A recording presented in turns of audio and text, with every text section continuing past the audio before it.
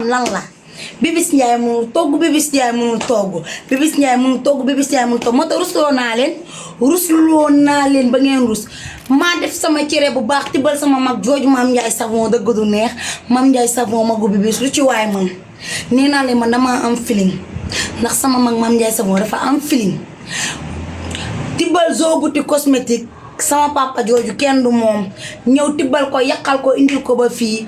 tibal xarit di ko bàyyi make-up lu make-upul baaxul ak a leer gis ngeen li ma soloon noonu Salmon Faye moo ma ko ñawal Malika la nekkee moo ma ko ñawal Cheikh jox ma tissu bi Cheikh ma setti leen uwee la maa luy problème bi toppate leen laa fi mu yéeg ñu nar maa takk ma dem sëy ba Touba jëween insha allah soo moytuwul ma defee Touba su ma sëyi jee waa taman sax appartement lañ may jëlal fii waaw ndax balaa déwén mën naa Ndiaye Lo takk ma mais daal en tout cas man nanguma mu yóbbu ma Touba mais daal en tout cas mën naa togg cere yéen wax leen seen digganteeg yàlla ba xam mën naa wala mënuma Ndiaye Lo nan la leen tooñee Ndiaye Lo nan la leen tooñee ma laaj leen bëgg leen jàmm su ma nekkee ci sama live ñeeni wax yu nekk nan Ndiaye Lo tooñ nañu Ndiaye Lo nan la leen tooñee nan bëgg leen jàmm bëgg leen jàmm bëgg leen jàmm mayeti leen ma jàmm de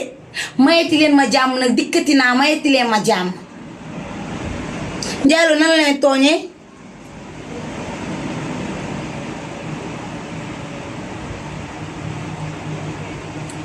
kan moo ma crayon njëre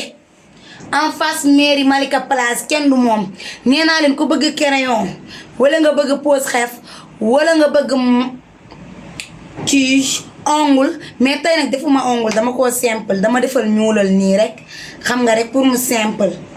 gis nga fan yi Marème Mbaye xëyul te Marème Mbaye su nekkee ci kër gi damay liggéey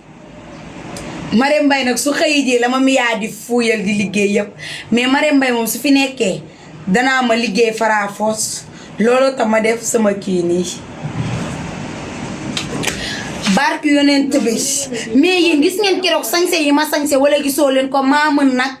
nee naa leen kenn du Bibis Ndiaye ku nekk nan ma dañoo fogoon dañ lay takk